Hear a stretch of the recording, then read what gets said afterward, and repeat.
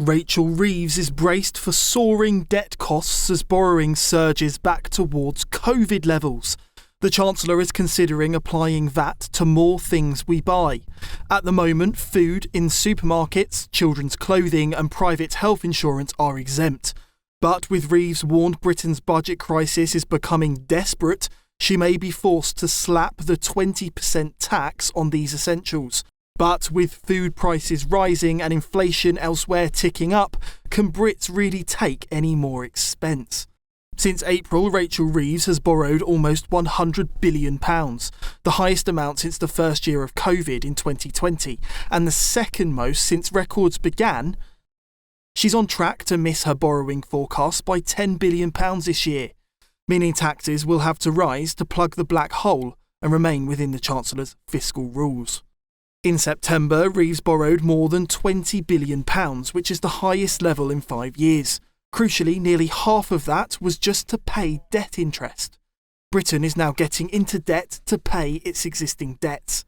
Worryingly, Britain's budget deficit last year was higher than it was for the second year of COVID, yet is already tracking even higher for 2025. Reeves has so far borrowed 13% more than this time last year. The Tories had the figure gradually falling after COVID before it shot up under Labour. Borrowing costs have risen to a 5-year high this past year, with a gradual edging up since Reeves entered number 11. The ONS have confessed that the tax rises brought in last year, in what Reeves dubbed a one-off budget, were outpaced by higher spending on debt interest, public services and benefits. Public sector net debt now hovers around £2.75 trillion and is approaching 100% of GDP. Debt servicing costs have quadrupled from £25 billion a year in 2021 to more than £105 billion. This means around half of what Britain is borrowing is just to pay the interest on the debt. But the UK stands in a particularly precarious position.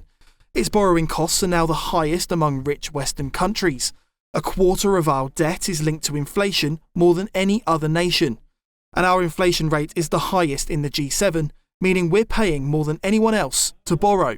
As speculation is growing, the ONS will announce this week that inflation has soared to 4%. This could spell disaster for Britain and force the Chancellor to look at unpopular tax hikes. Capital Economics believes Reeves needs to find £27 billion in her budget next month, and with the rebellion over welfare cuts, it's unlikely she'll be cutting spending. The Commons Treasury Committee was told last week Britain's budget situation is increasingly desperate and recommended Labour remove VAT exemptions for essentials like food, health insurance and children's clothes, which, if fully raided, could net the Chancellor up to £100 billion. Labour vowed in its manifesto, however, not to hike income tax, national insurance or VAT. But last year's budget saw national insurance for employers raised, meaning the Chancellor seems happy to play a game of semantics. If she removed VAT exemptions for essentials, technically she wouldn't be raising the tax, so could plausibly claim to be abiding by the Labour manifesto. Experts warned Britain must get a hold of its finances before the country goes bust. Farmers have hit back at claims that they are responsible for food inflation. Rather, they say it is the so-called supermarket cartel who have been accused of raising food prices at above inflation rates. And not only that, farmers are furious. Their bottom line is being squeezed by the big supermarkets who are simply screwing them to the floor. Let's now speak with Kurt Morton from Farmers to Action. Kurt, welcome to the show. Food inflation figures are mind-blowing at the moment. The latest edition of which landed last night. 40% since COVID. 40% the price of your average basket of groceries, and they've gone up by 5.4% in the past quarter alone. A lot of people thinking because of that, farmers must be getting rich off the fat of the land, enjoying the spoils of all of this. But Kurt Morton, you're about to tell me that's completely untrue. Well, good afternoon, Martin. Thank you very much for having me on the show. Yeah, your viewers will be able to tell, food inflation has increased to well over 5%. It's well over the general inflation rate on the same time of this year. The British Retail Consortium have said it could get as high as 6% come December and carry on above 5% well into next year. We've got a budget next month as well. Who knows what could happen there? But the fact of the matter is, meanwhile, I hear from farmers all the time who are telling me they're getting paid less for sugar beets, they're getting paid less for wheat, for milk, for cauliflower, you name it. While prices are going through the roof, profits are going through the roof, but not for farmers, but for the supermarkets. Yeah, we're really struggling with the cost of our inputs at the moment. Everything's doubled in price. And we're not seeing that return at the farm gate. We've got to the point now we just don't know how we're going to go on. Like you've said just a minute ago, your viewers and a lot of the public think that we're having the profit out of it, and it's just not true. I'd welcome anybody to come onto my farm. I'd open my books and show them what I'm having to pay for my inputs. Just come out and have a look, and we'll tell you the true story. And the fact of the matter is, margins are going down on dairy, margins are going down on beef. It's becoming more and more expensive to even produce the blooming stuff. The government seems to have a war against red meat anyway.